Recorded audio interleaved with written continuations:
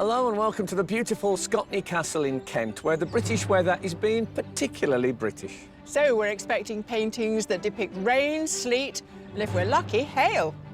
You know what? I think it's brightening up a bit. Welcome to Sky Art's Landscape Artist of the Year. Today, 8 more artists have travelled from all over Britain and Ireland to put brush to canvas. No matter if they spray paint or drizzle paint, they all want to impress the judges. Award-winning artist Taan Sherberg, independent curator Kathleen Soriano, and art historian Kate Bryan. Is it all right if I quit my job as a judge and just go lie down in the grass and paint? Because I've never wanted to more in my entire life. All for the chance to win a £10,000 commission to paint Petworth House, made famous by Turner. And the painting will become part of the National Trust's permanent collection.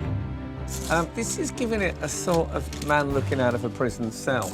But they're not the only artists hoping to catch the judge's eye. 50 more have descended upon Scotney to try their luck as wildcards.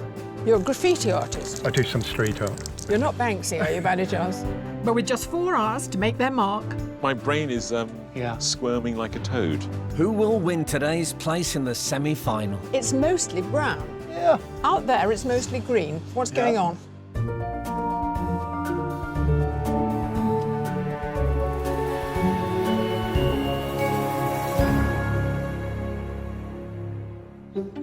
Painting at Scotney Castle today are 7 professional artists.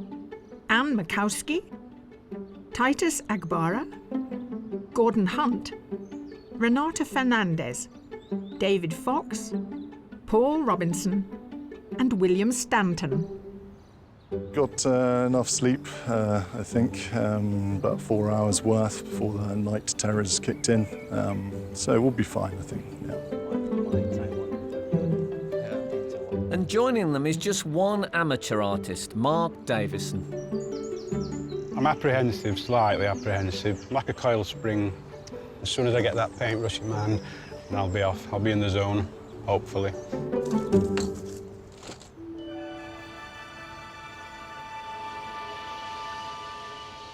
All of today's artists were chosen on the strength of a digital submission of their work. So the judges' day begins with a close inspection of the original paintings. I like this because we don't often get a sort of snowscape, first of all. But I thought the other thing that was really interesting about it was this combination of using the textures, whether it's wallpaper or printing, I'm not sure. It was a nice combination. It's kind of urban and contemporary, and then it has got this very decorative under-stenciling. So it's an interesting balance.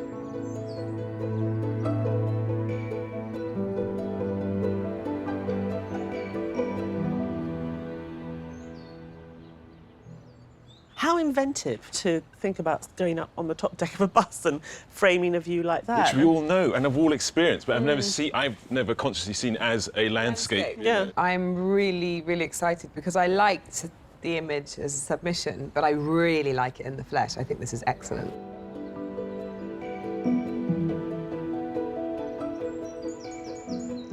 I love the composition and that big sky. You really do feel like you're rushing through this landscape, which is why I think the unpainted passages work really well. The sky is not necessarily naturalistic. It's almost that you've got this star formations happening.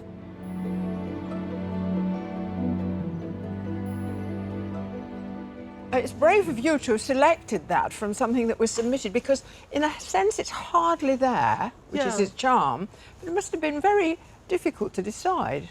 I think the attention to detail and the level of observation is so loud in such a small space. We always like a good bit of drawing. And, you know, the idea of landscape is quite interesting. It throws that into question, you know, where is your focus? How wide do you focus? How close do you focus?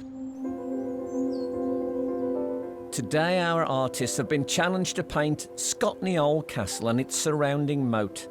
Dating back to the Middle Ages, the castle was deliberately ruined in the 19th century as part of the picturesque movement. For one artist, it's a bit of a surprise. The other views I've seen of it were from the other side, so this is a totally different angle. In a way, I was expecting to paint a lot of water today, but there's not a right lot in there. Amateur artist Mark Davison gave up his career as a top chef 7 years ago due to arthritis. Since then, he's devoted himself to his first love, which is painting. His submitted entry is of a sunny winter's day in Smealy Woods, a small area of woodland near his home in Sheffield. Today, with it being quite dark and dingy, it's great because you can do something really atmospheric. Because this place has probably been painted to death in the sun, hasn't it? It's like the Hayway and that has, hasn't it? So it's a nice chance to actually have a play today as well. And it's, you know, just throw it about a bit.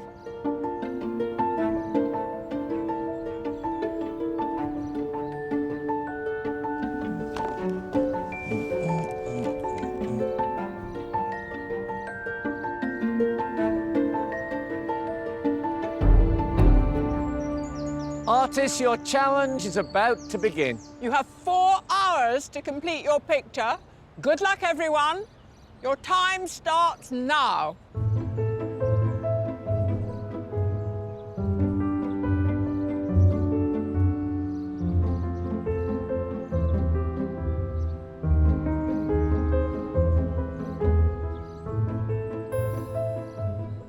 An artist's toolkit is filled with all kinds of utensils, but there's often a particular favourite. Yeah, I love my palette knife, and I want that freedom of flow when I'm using the knife. I don't want it to be stiff. No. Professional artist Titus Agbara is no stranger to painting under pressure. He's previously taken part in Portrait Artist of the Year, and in last year's Landscape Artist competition he reached the final 3 of his heat. His submission is of the view from the top of a London bus and includes motifs from his Nigerian heritage. Even though he's never been to Scotney before, today's view looks familiar to him. There's a village back home called Ososo. And there are some houses that look like very old and the same bricks layout. Oh, really? Yeah. So as I'm looking at it, I just feel like I'm still back home. I'm still doing what I'm used to do. That's really interesting. So you'll be able to layer a different place onto this place. So when we look at your painting, we'll be thinking about this today, but we understand that it's also got a resonance of another place. Yeah.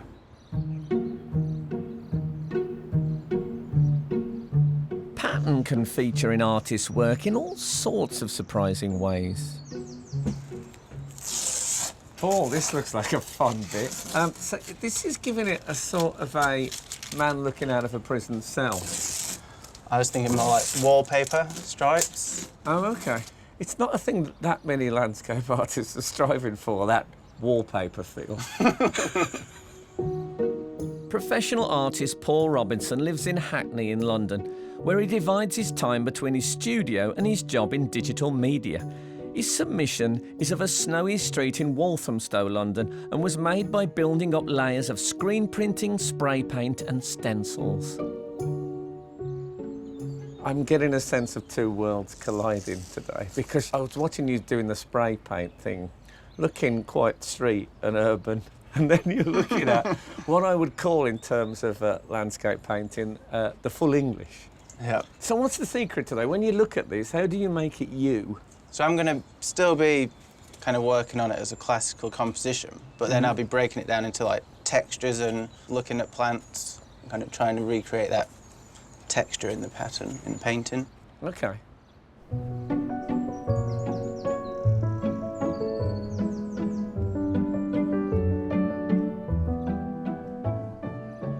So, David, we love the sky in your submission. I can see how you work it. It's a lot of accidents and mixing the paint on the canvas. Yeah, it's a lot of happy accidents, as we say. I'm interested in the idea of accidents and control. Yeah, there's a bit of control, and most of it's accidental. From Belfast, David Fox paints professionally, but supplements his living by working as a driving instructor. 2 activities he manages to combine into his submission painting of a stretch of the M1 motorway between Belfast and Dublin. So you're working down the canvas and using the drips as you work down? Yeah, using the drips, yeah. When it comes to the building, can you use that kind of technique as well? I mean, it's a bit more fixed, isn't it? Yeah, I think I'm just going to approach it more like a line drawing, I think, and go from there.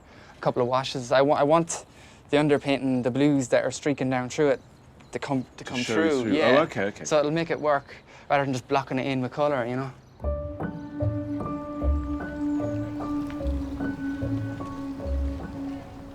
Our 8 competitors aren't the only ones painting here at Scotney Castle today. 50 more artists of all ages and abilities have arrived, bringing paints, easels, and of course an essential for any outdoor artist, brollies.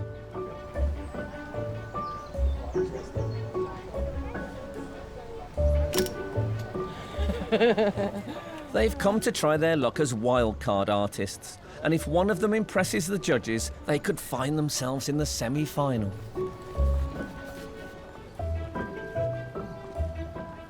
I'm feeling confident and competent and excited. I haven't slept all night. I'm feeling a bit scared and kind of excited as well. This is the third time I'm doing landscape, so scary. Wow, do you like paint? I do. And you're putting it on with a kitchen brush. That is just wild. Fabulous. In with a definite chance of a place in the semi-final, the 8 heat artists are nearly 1 hour into their challenge. I'm just here to play with colors, bright lights, vibrant greens, and yeah, it's gonna be a lovely painting. Let's see how it goes anyway. You've got a long way to go. You're going to be able to time yourself, OK? Yeah, hopefully. Hopefully. I'll keep an eye on you. It's just that gamble of when you put the paint down, is it going to sit right or is it not, you know? So yeah, it really is. It's just as much a surprise for me as it is for you, I suppose, you know?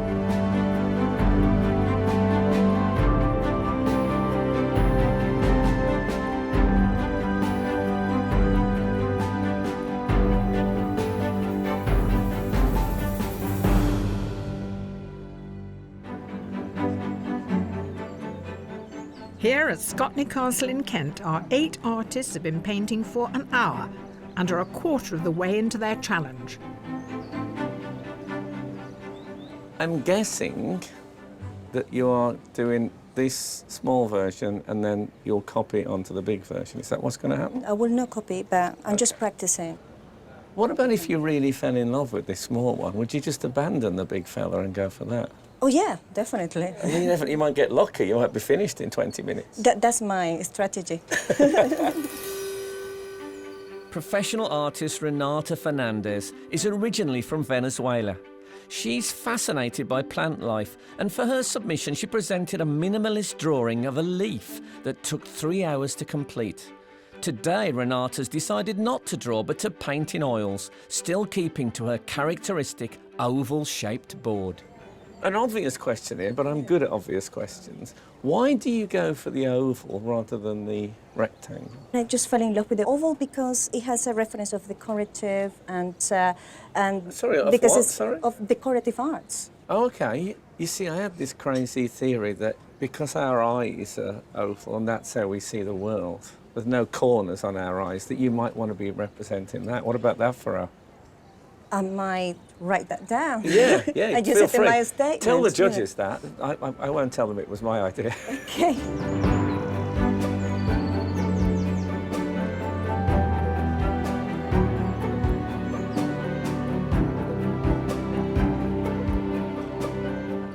En plein air, or painting outside to you and me, is a long and noble tradition. But working from life in the midst of the beautiful countryside, while inspiring, can be challenging.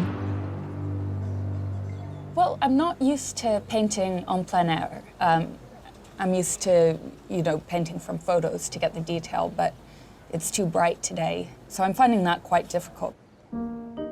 Originally from San Francisco, professional artist Anne Mikowski moved to the UK 7 years ago. Her submission painting, called The Edit, is a composite of several of her favourite buildings in London. But rather than working in oils or watercolours, Anne prefers a more stimulating medium. We heard this was the place to come for a cup of coffee. Yeah. Have you got the kettle on? No, I'm going to use it in my painting. Why not tea? We're English, so we're used to tea bags making stains. So I use the coffee because it has a very strong ring around it, and it interacts with certain pens and different inks in ways that sort of preserve that. But it also washes some of the pen stuff away, doesn't it? Yes, Okay. exactly, but it makes it bleed. Are you worried about time? Because this is quite a large piece to get done in a short amount of time. I Have you am worried practiced about or? time. I've practiced, but the thing is, even if I do a smaller painting, it takes the same amount of time because the details have to come in. So it's, you know. We're going to go then. Okay. In that case. Thanks. Good luck. Thank you.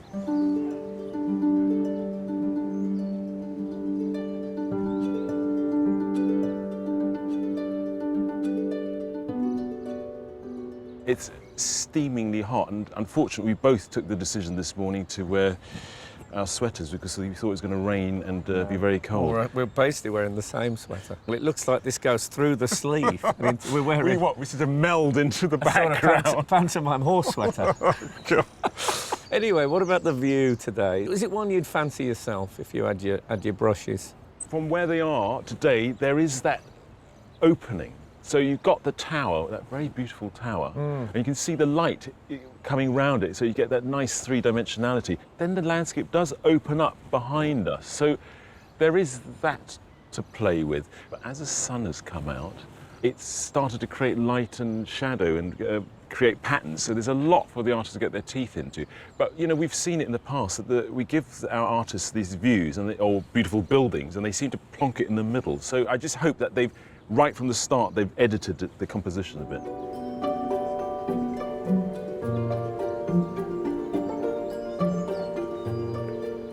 I'd like to take time, and time's not a luxury I have at the moment, so it's very challenging. I think you can really make or break a painting if you get the colours right. William Stanton has been painting portraits professionally for 2 years and has recently started to explore other genres of art. His submission was only the second landscape he'd ever painted and shows the beach on the Isle of Wight where he won his wife's heart. Now, looking at it, Will, at the stage it is now, it's mostly brown. Yeah. Out there, it's mostly green. What's going on? I hope the plan is this is merely tone. It should look lively and green by the end. Trouble is, in my technique, such as it is, I've had to make my bed quite early on, and then I have to line it. And so here I am. Whether I'd have chosen something else in the landscape to draw, I don't know. But it's all right. It's not it's hope yet. There's hope yet, you know.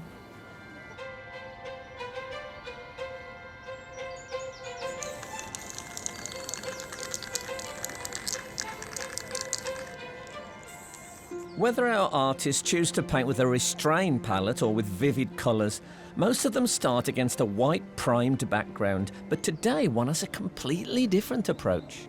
We'll start with a black canvas and I build up towards lighter, brighter colours. The analogy I give is like a dimmer switch, where you start with everything dark and then a lighter, brighter colour and keep going until you've got the full light. Retired graphic designer Gordon Hunt decided to pursue his dream of painting full-time after surviving a heart attack in 2010. His submission painting shows trees silhouetted against the estuary in his hometown of Foy in Cornwall. Thanks to his distinctive style of painting the sun on the sea, he's become known locally as the Sparkly Waterman. You work from dark to light, so you're kind of working in reverse. I simply see it as I'm building up the lighter tone. For instance, in this here, when you stand up, there is another layer of trees behind. And so I can paint here, and what I'm making is another further back layer of tree. No, it all makes sense, but when I paint, I put it in rather than leave it, so I find my brain is squirming like a toad.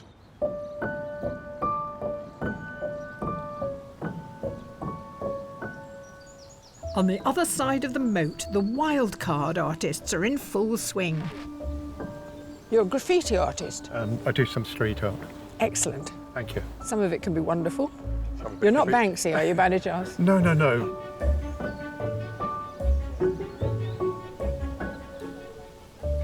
I love Monet, so as soon as I saw lilies, I thought that's what I've got to do. So I've come up the bank a bit to try to get a view on them.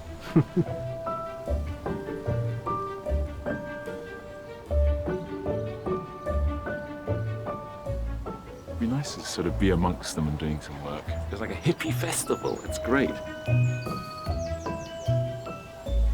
Do you feel a sense of rivalry, like watching what other people are up to? No, more of a like, oh, I want to be like that. Oh, yeah. Okay. So is this what you do for a living? No, not at all. I'm a full-time police officer. Oh, you're a police officer? For my sins, yeah. Oh, okay. I have to ask this, because you're a policeman and an artist. Are you a constable? You are? Well, I mean, that's perfect for landscape, of course. Very true. I am totally overwhelmed by how wonderful nearly all our wildcards are today. I think we're also seeing an incredible range of media and a real variety. So you've got this young woman working with merino wool. Yeah, she's got that little tent. Yeah. Subtle and creative way. You've got the guy with his spray paints. You know, that woman making an incredibly detailed, beautiful drawing. And a real mixture of professional artists, but also amateurs just having a lovely time. I know. Is it all right if I quit my job as a judge and just go lie down in the grass and paint? Because I've never wanted to more in my entire life. It is so nice. It's like this big painting picnic.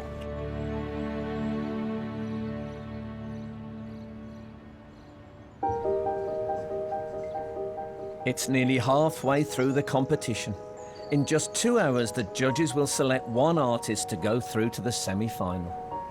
The first half was just doing the background textures, and now it's actually pulling it all together and making sense of the scene. It's just all the fiddly details. I don't think stressing ever helps. If I was panicking, I'd probably make more mistakes, so it's better to be relaxed. Now, Titus, you always find the time limit very tricky, don't you? Are you speeding up your technique? I just want to see how I could merge myself with my painting, not really looking at the time. I'll feel a bit better after I put down the first layer, because at the moment I can't tell what it's going to look like.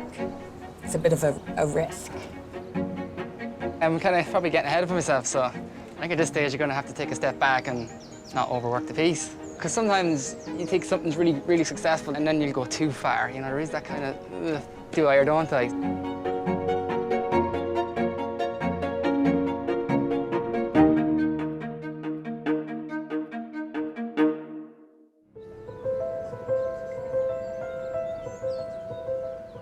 Here at Scotney Castle in Kent, our 8 artists have just passed the halfway stage of the competition.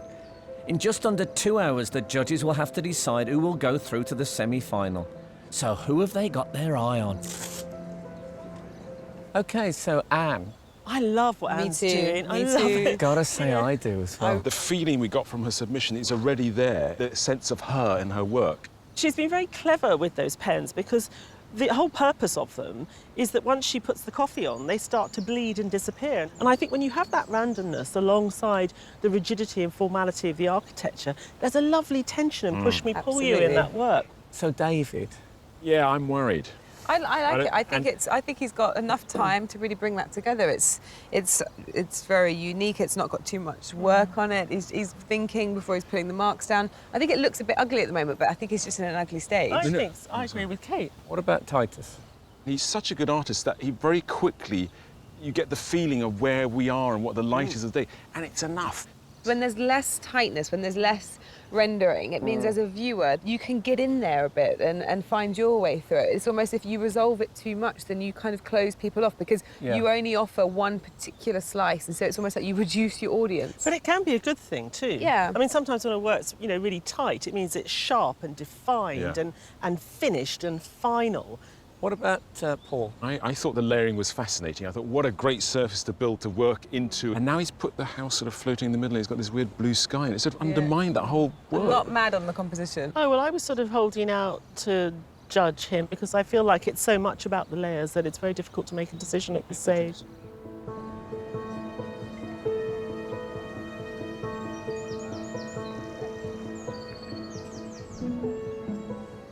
An artist's individual style can be inspired by the type of brush, their medium, or even a piece of family history. This is based on the wallpaper that my mum had up when I was little. Aww. So it's kind of like a reinterpretation, but she had it up for 30 years. And each year she put a new colour over the top of it. Ah, that's wonderful. So she's going to be thrilled. Yeah, she keeps asking for a percentage. Yes.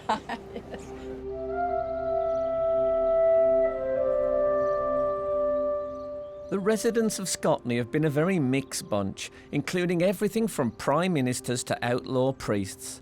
But their story begins with one of 3 family dynasties.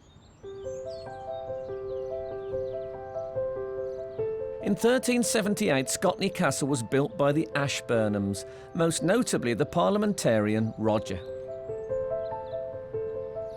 It is believed that it was built to help prevent French invasion during the 100-Year War, and so a fortified castle at this point would hopefully have been a strategic place to stop the invasion. The manor survived the French, but family infighting over the inheritance of the estate led to the sale of the property to another family. The Darrell family lived in the old castle for about 350 years, and obviously over that time they made certain additions. So there was a 16th century south addition and then a 3-storey 17th century addition. They also added a more practical feature: priest holes for Catholic clergy escaping the authorities under Elizabeth I's reign. One such clergy was Father Blount. He hid for 7 years before the castle was raided, but he climbed over the rear walls into the moat, escaping their clutches. In 1778, the castle moved into the hands of the Hussey family, who eventually built new Scotney Castle, and those who came to stay were subject to the family's eccentricities. There's stories that they used to weigh their guests as they came in, and there used to be a set of scales in the hall, so they'd come in and you'd have to be weighed as you entered. There's also anecdotes of them sitting at opposite ends of quite a large dining room table, even on their own, not with guests. But it's one of those quirky little things. In the 1970s, to help pay for the upkeep of the property, they rented out the servants' quarters as flats, and one resident was not for turning. One of the famous inhabitants at Scotney Castle was Margaret Thatcher. Her and her husband Dennis rented a flat at Scotney about the time that Margaret obviously became Prime Minister. And for security, obviously it's quite secluded up here.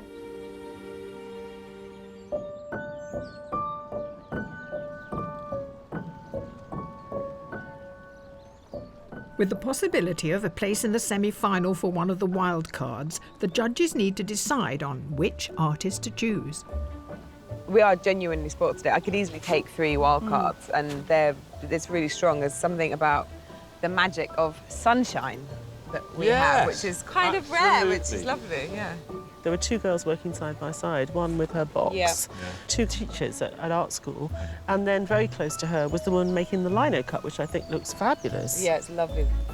The person I really like is the guy under the tree just down here. It's very horizontal, quite sort of cinematic. He's really looked at the landscape. He's found his own sort of voice in it. And the colours have been sort of turned up to 11, and you've got these fantastic clouds that go into the distance. So you're right, he's worked with what he's got here and sort of made it more.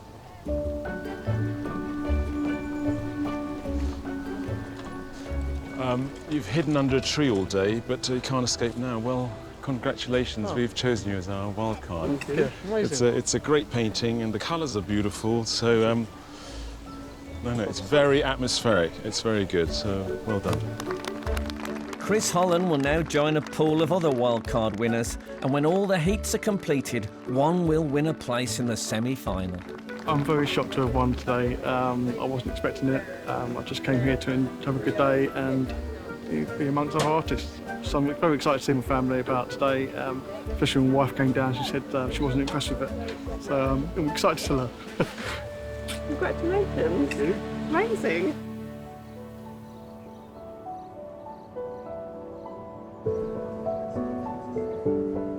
Taking part in the competition can be a nerve-wracking experience, and behind every great artist is the great support of family and friends. Now tell me, you came over to support David, didn't you? Yeah. Do you give words of advice? No, I think he won't listen. He'll do what he wants to do. The only thing he ever asks of me or anyone is to tell him when I think it's done. It's a very critical moment, that, because we often notice people go on working simply because they can't stop. That's it. So you're going to give the right advice, clearly. Hopefully. I told him it was done, but we'll see. He's still painting away there, so we'll have to see.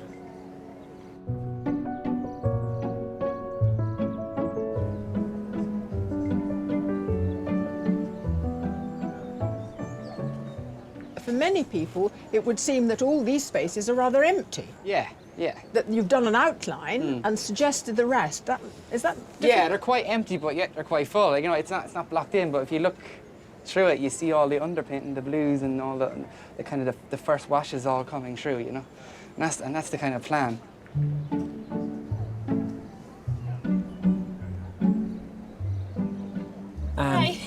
The ink pen, which you were using before, has been replaced by a sort of traditional English schoolboy approach. So that pen that I was using before is bled. So that's where the bluish colour comes from. Right, OK. I was worried about the coffee. To be honest, I thought this just sounds like Might a be a bit of a gimmick. Yeah, yeah. But there was a moment when I walked across here before, when you were hair drying it, when I got the strongest smell of coffee come wafting over. Yeah. I felt a surge of energy go through me. Our artists have just half an hour left to complete their paintings.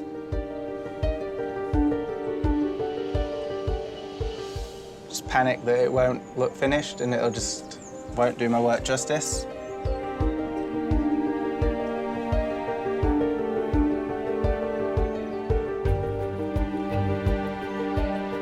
I think right now it's quite successful. I just not quite there for me, you know.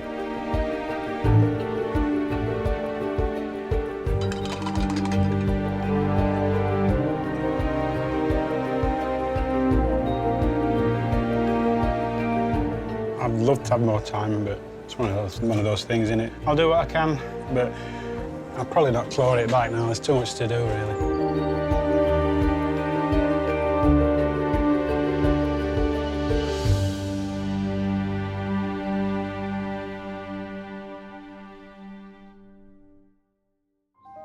Here at Scotney Castle, our 8 artists are in the final moments of their landscape challenge. Got 10 minutes left. It's been a bit stressful the last 2 hours. I don't think my technique necessarily translates to outdoor that well. Titus, you can't stop, huh? Huh? You can't stop. We're going to have to stop you. You've got 10 minutes. Yeah. Otherwise you'd never stop. I know you go on painting throughout the night. It won't be finished, but I'll have stopped painting. Perhaps I should sign it, make it less valuable. Artists, you have just 5 minutes left.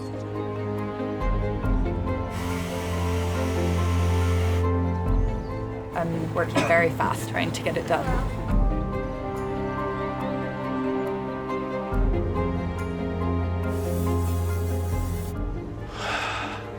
Is there anything else I can do? Nothing else. Artists, your time is up. Please put down your materials and stand away from your work.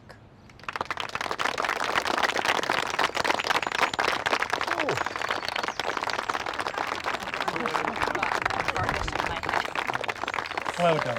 That was a day.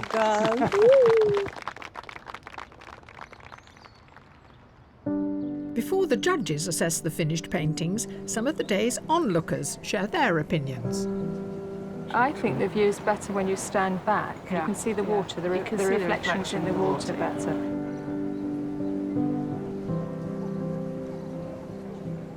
Interesting how they've focused on one particular part rather than done the whole of the kind of castle and the moat.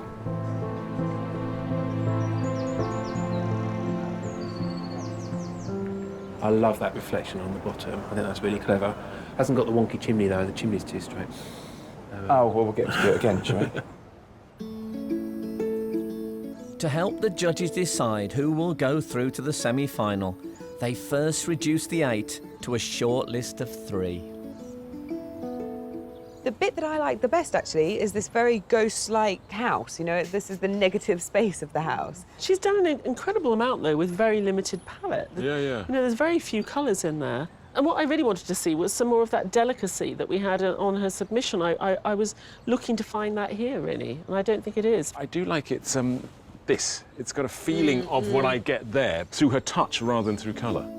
I think I did my best, but of course, once I put the brushes down and step back, I said, I could have done that and that and that, and I didn't do it, so it is what it is. I was slightly disappointed David didn't paint more in. I think that this echo and outline of the house is interesting, but maybe it needs a little bit more to it, because at the moment it feels too much like an unfinished painting. It starts to deliver on the sense of promise that we had from his submission, and I want to believe that this would go on to be something even more glorious. Well, I mean, but I do love the sky, I love the water, I like the composition, I like the way you come in both ways. I think that there's a lot of potential here.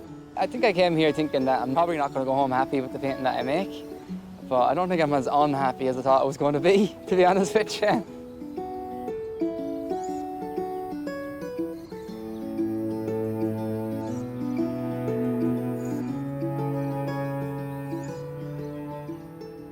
I was so hopeful for Anne at the beginning of the day. I love the submission.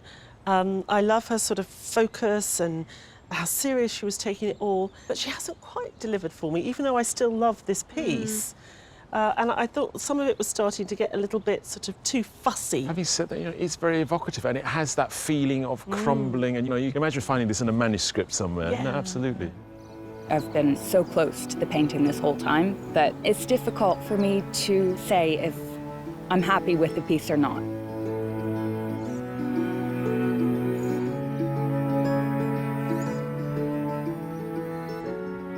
I really wanted Titus to do well today, and I'm really pleased with this. I love the empty space. It balances out how much is going on in the top half, and I like the pattern making that he promised us, the marks that come from his heritage in Nigeria. I really like this. I think it's great. It's really sort of juicy vegetation and it goes on. And I think the palette knife suggests it very well. They're just endless foliage. Yeah. My only problem is the building itself. I think the building is a bit of a problem, but I love this duality that you've got in the picture, the sort of the clarity, the way he's left the canvas. I mean, it really is water. Yes. And what I love is absolutely, that we, it is just a plain canvas, but we as the viewer are sort of making that water for him.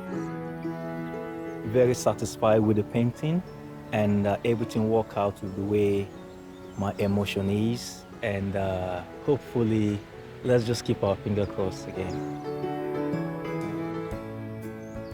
I feel that he's slightly lost the power that he had in the submission, and this has descended slightly into something that's a little bit twee and decorative and pretty. This feels like desperation, but in doing the hacking and scraping, it gives me that sense of foliage. I love the way that he uses pattern and texture.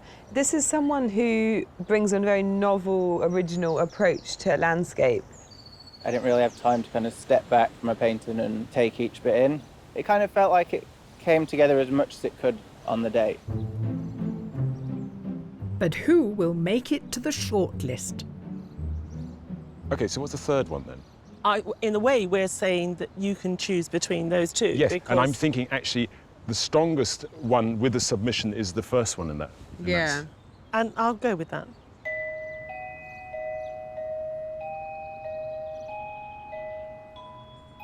Artists, the time has come to reveal the shortlist of 3.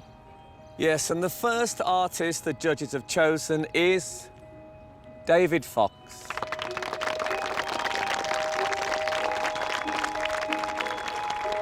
The second artist is Paul Robinson.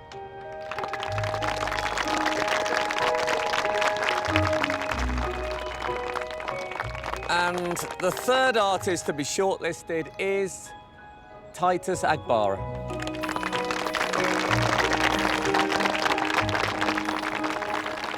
Our commiserations with the rest, but we have enjoyed your work too, so thank you all very much. Yeah, fantastic job. Actually, I'm feeling pretty good.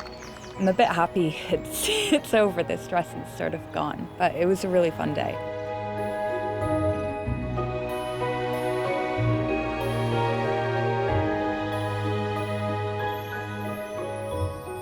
So we have our 3 finalists. Paul is a man of process, isn't he? Process after process. That's always going to be a problem, isn't it, in the 4-hour slot? That kind of work often really benefits from having time to step back, sleep on it, come back the next day. And he didn't have that. So I was really feeling for him. But I do think that he gave us enough today that allowed us to be really sure that the kind of brilliance that we're seeing in the submission we'll see in the future. He does have one steady ingredient that is in all his paintings, which is his mother's wallpaper. I think that's rather Proustian, really. Yeah, I like that consistency. Yeah. I like the fact that he's hooked onto something and he holds it and he owns it, and it's very particularly his. I think the submission's quite sparse and this is quite busy. I don't know if that was panic to kind of fill the canvas rather than just being a bit more laid back about it. The house was the big challenge today, it seemed to me. A lot of people fell flat on the house. Personally, I felt David was one of those people. You clearly don't agree. I really love it when an artist doesn't do too much. It's quite evocative. That water is fantastic, even though there's not a lot there. It shares the same brilliant textural qualities as the sky in the submission. I agree with you. I wish that he'd done a bit more on the house. I think it would have given the work more strength. There's still something very different about it and quite refreshing, even though there's very little there. I find there is a little bit too little there, but what he's shown, which he did with the motorway, is the sense of composition. You know, we enter on the left and we follow the water in through to the right and back, and I think that's pretty amazing to be able to draw that in with that little information. I'm looking at it going, well, I could have done this better, could have done that better, tweaked it a little bit, you know, but it's always the way it was going to be, I think. What about Titus?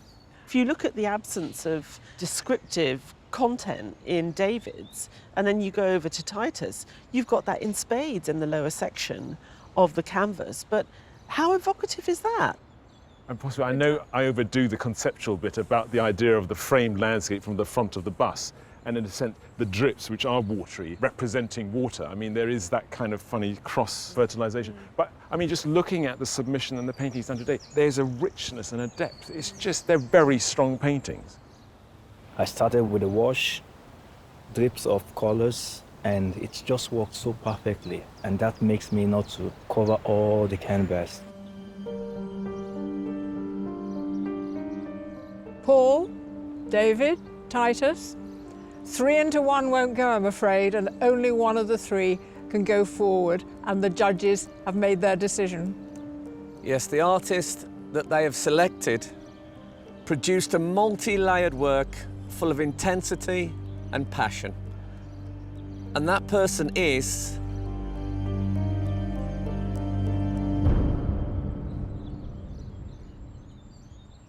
Titus Agbara.